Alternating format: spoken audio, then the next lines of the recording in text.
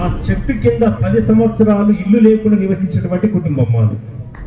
అతి చిన్న వయసులో సబ్ ఇన్స్పెక్టర్ గా 22 సంవత్సరాల వయసులో, తక్కువ వయసులో డిఎస్పీ అయ్యాను. తక్కువ వయసులోనే ఇంకొక ప్లాట్ఫామ్కి వెళ్ళాలి, అక్కడ వ్యయే కృతే వర్ధతేవ నిత్యం. మన బాడీ మన మైండ్ ఎంత కష్టపెడితే, ఎంత ఖర్చు చేస్తే అంత వృద్ధి చెందుతాము చెప్తున్నాను. ఇక్కడ నన్ను ఎందుకు పిలిచారన్న విషయం నేను 10th క్లాస్ లో న్యూస్ పేపర్ బాయ్ గా చదువు రావాలనే ఉద్దేశంతో మన కళ్ళ ముంగట ఉన్నటువంటి జనరేషన్ ను డామినేట్ చేస్తే మీరు ఎన్నో జనరేషన్స్ డామినేట్ చేయగలరు. హైదరాబాద్కి వెళ్ళి కొనుక్కొచ్చుకున్నాను. దానికోసము మా అమ్మ వెండి కాళ్ళ కడియాలు ఉంటాయి కదా, వెండి కడియాలు, అవి అమ్మిస్తే నేను షార్ట్ పుట్ కొనుక్కొచ్చుకున్నాను. దిస్త్రో ఒక బండరాయితో తయారు చేయించుకున్నాను. ముఖ్యమంత్రి సర్వోన్నత స్టేట్ లో హైయెస్ట్ అవార్డు అనమాట ఒక పోలీస్ ఆఫీసర్కి ఇచ్చేది, ప్రొఫెషనల్ పోలీస్ ఆఫీసర్కి ఇస్తారు. అవార్డు నాకు 2019 పేపర్ రాసింది ఆర్టికల్. అంటే నేను ఒక పేపర్ బాయ్ లాంటి సైకిల్ మీద పేపర్ వేస్తున్నట్టు ఒక బొమ్మ, ఒక వెక్టర్ ఇమేజ్ పెట్టి రాసినటువంటి ఆర్టికల్ మీ అందరికి ఇస్తారు. అది మీ మోటివేషన్ కోసం, ఇన్స్పిరేషన్. భయం లేని ధైర్యంతో ముందడుగు వేయాలి. ఏమంటున్నాను? ధైర్యం అందరికి ఉంటది కదా, కానీ వెనుక నుంచి ఒక చిన్న భయం ఉంటది. ఉంటదా? కంఫర్ట్ జోన్ ను వదిలిపెట్టడానికి ఇష్టపడరు.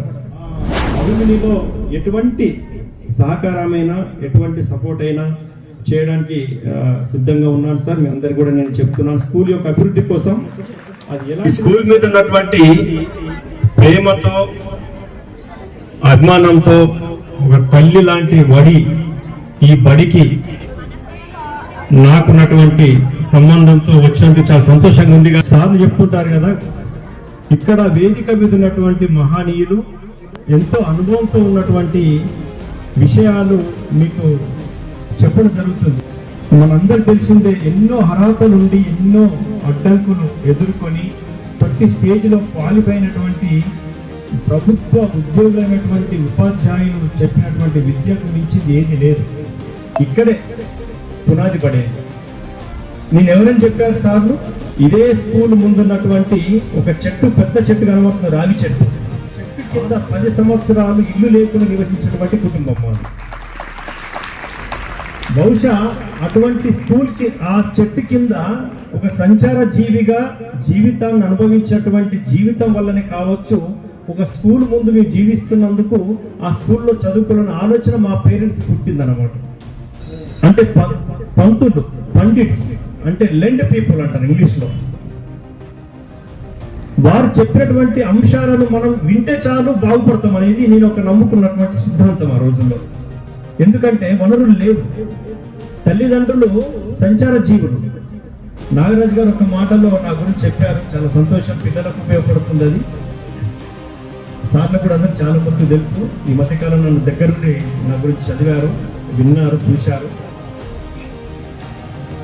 ప్రకృతి వనరులను ఉపయోగించుకొని ఎలా ఎదగాలి అన్న విషయంలో నేను పాటించినటువంటి ఫిలాసఫీ ఒక్కటే నన్ను పైకి తీసుకొచ్చింది. అతి చిన్న వయసులో సబ్ ఇన్స్పెక్టర్ గా 22 సంవత్సరాల వయసులో పీజీ చదువుతున్న సమయంలో నాకు పీజీ ఉద్యోగం వచ్చింది ఫస్ట్ అటెంప్ట్ లో.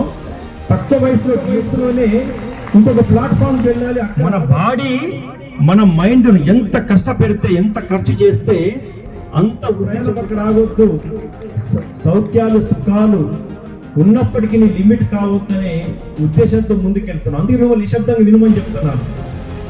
అది మీ అందరికి వర్తిస్తుంది. చాలా ప్రేమతో, ఆప్యాయంతో, అభిమానంతో వచ్చాను. మా స్కూల్ పిలిచింది అని చెప్పి, నాకు స్కూల్ పిలిచిందని వచ్చాను నేను, మీరు పిలిచిందని రాలేదు. మా గురువులు, మాకంటే సీనియర్స్ పిలిచారు. నన్ను ప్రభావితం చేసినటువంటి ఒక శ్లోకం,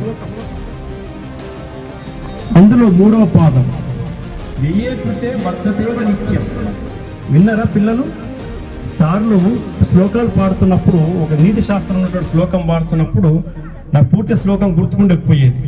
వ్యయే కృతే వర్ధతేవ నిత్యం అనేది నేర్చుకున్నాను ఈ స్కూల్లో. ఎవరైనా ఈ శ్లోకం పూర్తి గుర్తుందా అంటే, నేను ఉపాధ్యాయులు అడగట్లేదు, వాళ్ళంతా మేధావులు. విన్నారా? ఎప్పుడు మన ముందు మన ఉపాధ్యాయులు మాట్లాడుతూనే ఉంటారు. మన సొంతంగా బాడీని, మన ధ్యేయాన్ని, అంటే క్రీడాకారులకి బాగా వర్తిస్తుంది.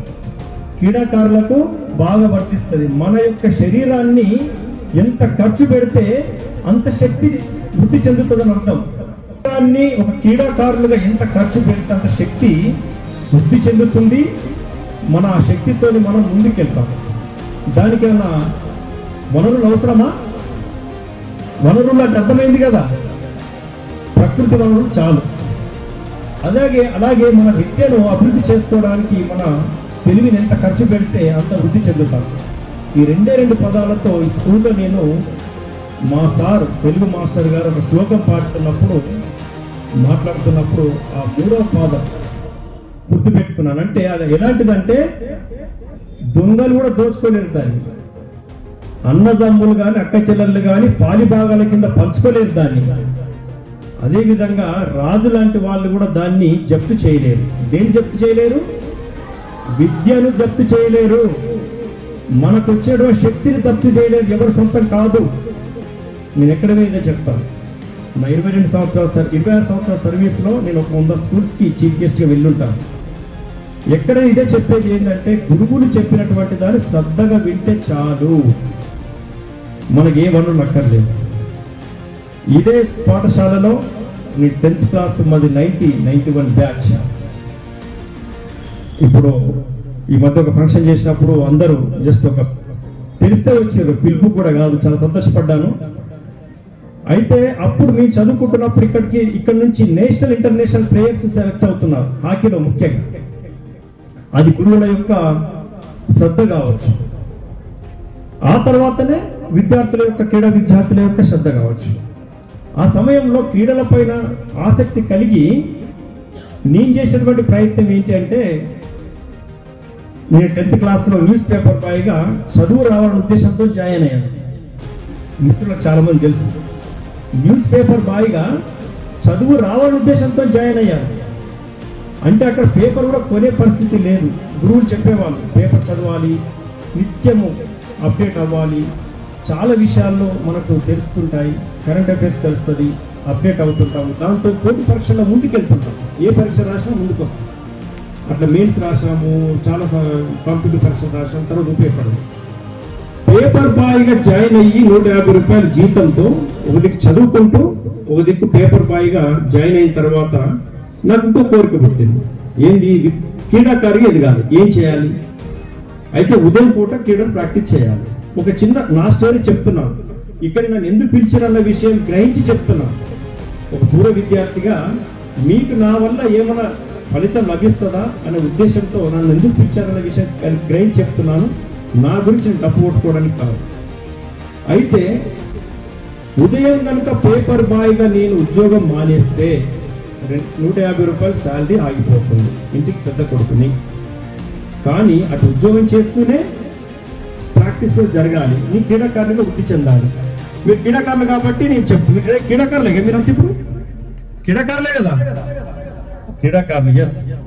అయితే నేను క్రీడాకారులు ఎదగడం కోసం చేసినటువంటి ప్రయత్నం ఏంటి అంటే, ప్రత్యేకించి నేను గ్రౌండ్లో ప్రాక్టీస్ చేయలేదు. నా ప్రాక్టీస్ ఎలా జరిగేదంటే, న్యూస్ పేపర్ బాయ్గా సైకిల్ మీద పేపర్ వేసేవాడు. కానీ ఒక 100 మీటర్లు 200 మీటర్స్ సంబంధించినటువంటి పేపర్స్ కలెక్ట్ చేసుకొని సైకిల్ మీద నుంచి 100 మీటర్స్ 200 మీటర్స్ పరిగెత్తుకుంటే పేపర్ వేసేవాడు. నాకు 100 meters practice, 200 meters practice, 400 meters practice అయిపోయింది. చాలా ఒరిజినల్ ప్రాక్టీస్. అప్పుడు నా పక్క నుంచి కార్లు వెళ్ళేది, నా పక్క నుంచి సైకిళ్ళు వెళ్ళేది, మోటార్ సైకిల్ వెళ్ళేది, వాటిని కూడా వెనుకేసుకుంటూ ముందుకు వెళ్ళిపోయాడు. ఇది నా సొంత స్టోరీ. రెండవది, గేటు తీయకుండా గేట్ పై నుంచి జంప్ చేసి ఇంట్లోకి వెళ్ళి పేపర్ వేసేసేవాడు. న్యూస్ పేపర్ బాయ్ అంటే అర్థమైంది కదా ఎట్లుంటాడు. సైకిల్ మీద తిరుగుతుంటారు కదా, ఇప్పుడు స్కూటర్ల మీద తిరుగుతున్నారు. అదేవిధంగా కాంపౌండ్ వాల్ పైన జంప్ చేసేవాడు. ఇక్కడ మంగళ కుంట అని ఒకటి ఉంటుంది. పేపర్ వేసిన తర్వాత కుంటకి వెళ్ళి అక్కడ మళ్ళీ ప్రాక్టీస్ చేసేవాడు ఎర్లీ మార్నింగ్.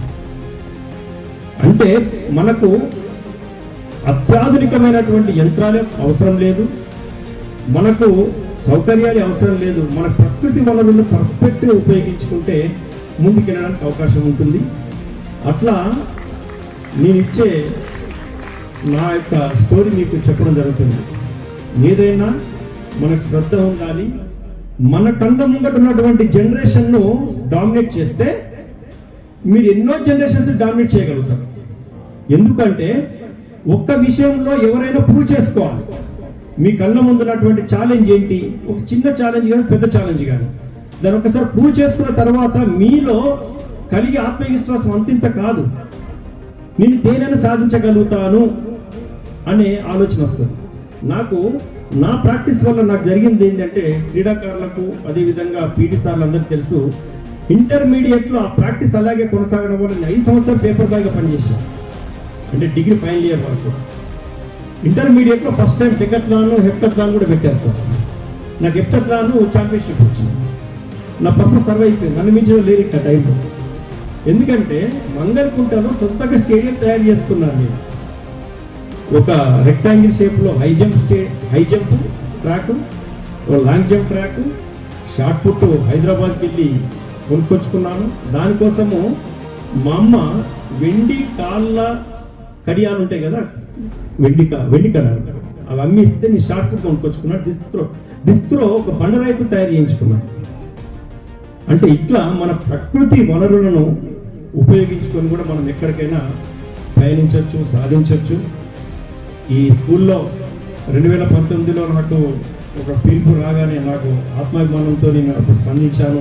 అప్పటి నుంచి కూడా ప్రతిదాన్ని కూడా స్పందించాలనే ఒక ఆలోచన ఏర్పడింది. నన్ను పిలిచినందుకు చాలా సంతోషంగా ఉంది. సార్ ఒక మాట అన్నాడు, ఓల్డ్ స్టూడెంట్స్తో అలుమిని ఏర్పాటు చేశాము, చాలా సంతోషపడ్డాం.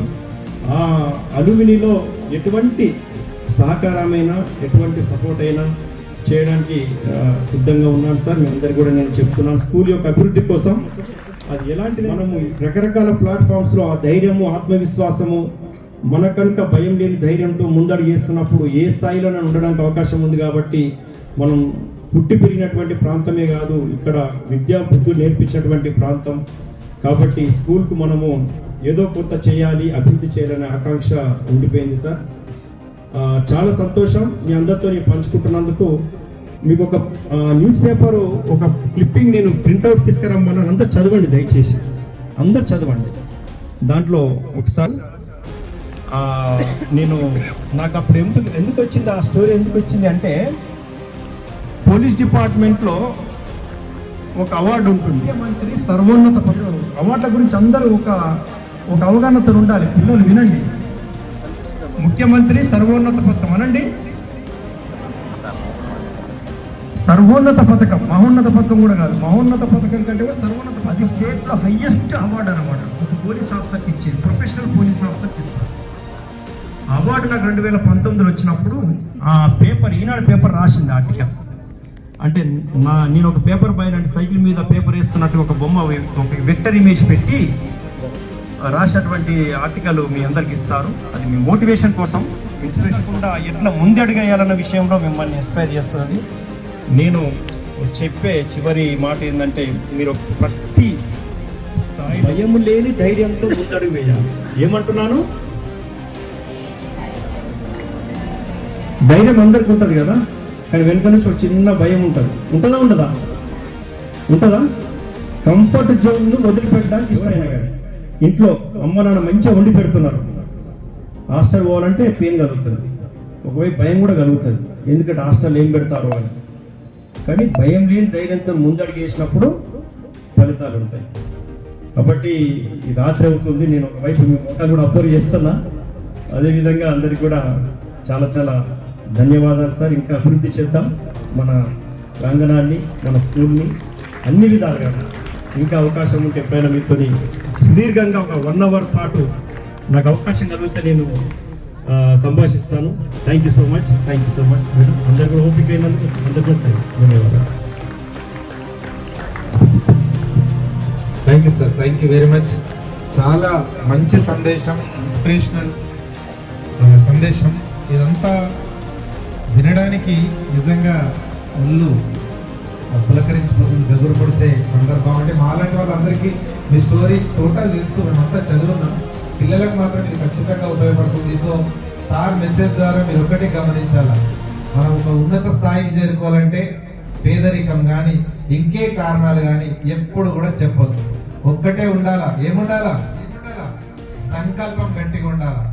అవుతా అంటే అయి తీరాలా, అలాంటి సంకల్పం గట్టిగా పెట్టుకొని మీరు కూడా సార్లాగా గొప్ప స్థాయికి చేరుకోండి. కదలమంటున్నది చదువు నేర్చిన నేల నిన్ను పరుగు పరుగునా కాపాడమన్నది సర్కారు బడి నేడు నిలుగన్న ఊరిలోనా కమ్మనైనా పిలుపు అక్షరాల పలుకు గొంతున దాగి ఉన్నా నీ భవిష్యత్తు దారై మిగిలిన సాక్ష్యము మరువద్దు ఈ నేలనా.